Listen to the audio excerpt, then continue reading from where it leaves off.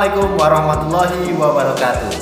Berjumpa kembali dengan Pak Guru untuk belajar bahasa Indonesia. Apa kabar semuanya?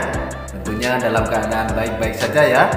Baik anak-anak, hari ini untuk pembelajaran bahasa Indonesia kita lanjutkan materi kemarin, yaitu tentang unsur-unsur cerita.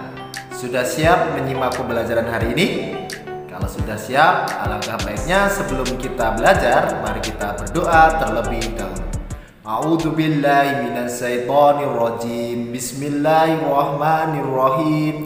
Raditu billahi robba wa bil islami dina wa bi Muhammadin nabiyya wa rasula. Rabbi zidni ilma warzuqni fahma. Amin.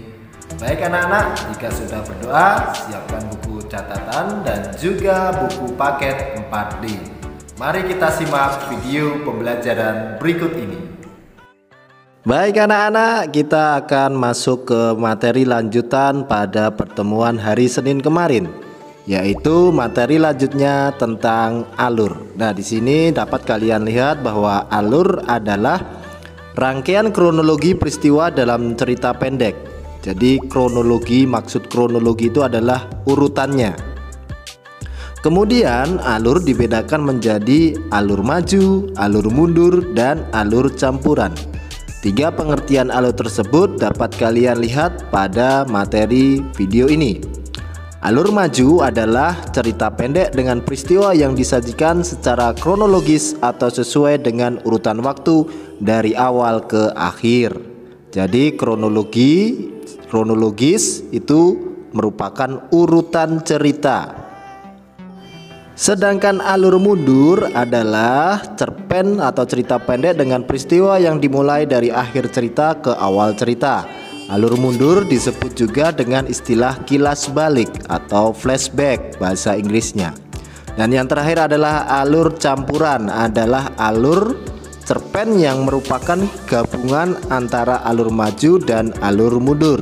Jadi rangkaian peristiwanya melompat-lompat antara peristiwa masa lalu dengan masa kini. Nah, itu adalah tiga jenis alur berdasarkan cerita pada dongeng ataupun pada cerita yang lainnya.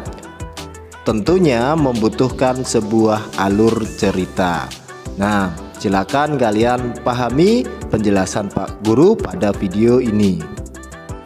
Nah, sekarang kita berbicara plot. Sementara itu plot merupakan gambaran peristiwa yang mengandung hubungan sebab akibat. Jadi ada sebab, pasti ada akibatnya dalam sebuah cerita ya. Dan yang selanjutnya adalah ada amanat atau pesan moral ya yang disampaikan pada sebuah cerita. Amanat merupakan pesan moral yang ingin disampaikan oleh penulis kepada pembaca melalui cerpen. Jadi pesan moral setiap cerita pasti diakhiri dengan pesan ya, pesan kepada pembaca, tentunya pesan tentang melakukan hal baik dari pengalaman kalian membaca cerita tersebut. Jadi memberikan pengaruh yang positif. Misalnya cerita Malin Kundang yang memiliki amanat tidak boleh durhaka kepada ibu. Karena si Malin Kundang ini ketika dia pergi dari rumah dan sukses, ketika kembali ke rumah dia melupakan ibunya yang merindukan Malin Kundang. Tentunya itu tidak patut kita tiru ya. Nah, langkah baiknya kita jika sudah kaya ataupun sudah terkenal, tetap kita kembali pada ibu kita ya. Nah, itu penjelasan dari Pak Guru.